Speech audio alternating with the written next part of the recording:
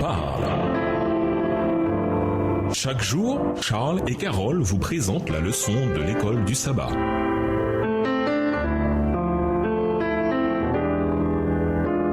Bienvenue dans votre émission Dieu nous parle. Nous voilà à la leçon de mardi, le don comme moyen de partager. Après sa conversion, l'apôtre Paul entreprit d'amener l'évangile au monde païen. Le succès que Dieu lui accorda souleva d'importantes questions sur le lien entre les racines juives de la jeune foi chrétienne et les nouveaux disciples de Jésus d'origine païenne. Un conseil de dirigeants chrétiens, aussi bien juifs que gentils, se réunit à Jérusalem pour discuter de la question et rechercher la direction de Dieu concernant ces questions compliquées. La réunion et ses résultats sont rapportés dans Actes le chapitre 15. Cependant, dans le rapport que Paul en fait dans Galates 2, il ajoute un élément important aux instructions reçues de la conférence de Jérusalem pour son ministère parmi les gentils. Nous devions seulement nous souvenir des pauvres, ce que j'ai fait avec empressement. Galates 2, le verset 10. Et Paul continua de poursuivre cette priorité personnellement. Voir par exemple Acte 20, verset 35. Et tout au long de son ministère, comme l'église primitive à Jérusalem, Paul amplifia la vision de la communauté chrétienne pour accueillir tous les croyants. Lisons 2 Corinthiens 8, les versets 7 à 15.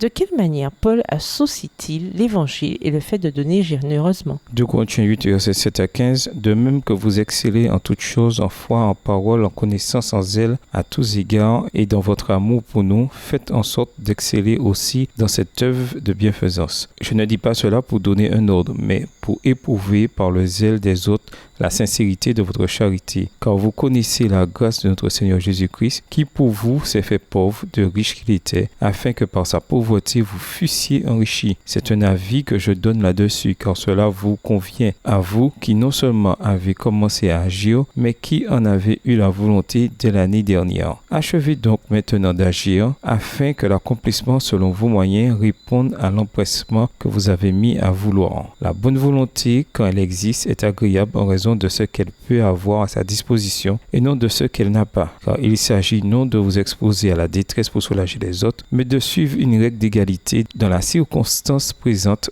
votre superflu pourvoira à leurs besoins, afin que leur superflu pourvoie pareillement au vôtre, en sorte qu'il y ait égalité. Selon qu'il est écrit, celui qui avait ramassé beaucoup n'avait rien de trop, et celui qui avait ramassé peu n'en manquait pas. Paul cite également 2 références de l'Ancien Testament pour exhorter les croyants à la générosité et aux soins des frères dans la foi, dans des circonstances difficiles. Il cite l'histoire de la générosité de Dieu avec la manne qu'il procurait aux Israélites dans le désert comme modèle de don et de partage parmi la communauté d'église dans son ensemble. Voir 2 Corinthiens 8, le verset 15. Il cite également le psaume 112, le verset 9. Il a répandu, il a donné aux pauvres, sa justice demeure éternellement. 2 Corinthiens 9, le verset 9 dans la version Darby. Paul exhortait ses lecteurs à donner de manière délibérée, à mettre régulièrement de côté une portion de leur revenu pour faciliter les choses quand lui ou Tite visiteraient leur église pour collecter leurs offrandes et les remettre aux chrétiens nécessiteux de Jérusalem. Il cita l'exemple d'une église pour encourager d'autres églises à une générosité similaire. Du fait de la valeur éprouvée de ce ministère, dit Paul, il glorifie Dieu pour l'obéissance avec laquelle vous reconnaissez publiquement la bonne nouvelle du Christ et pour la générosité de votre solidarité avec eux et avec tous.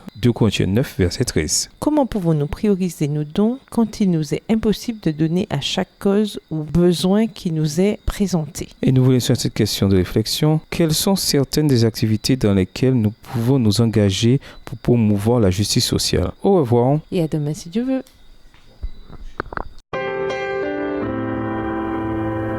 Dieu nous parle. Chaque jour, Charles et Carole vous présentent la leçon de l'école du sabbat.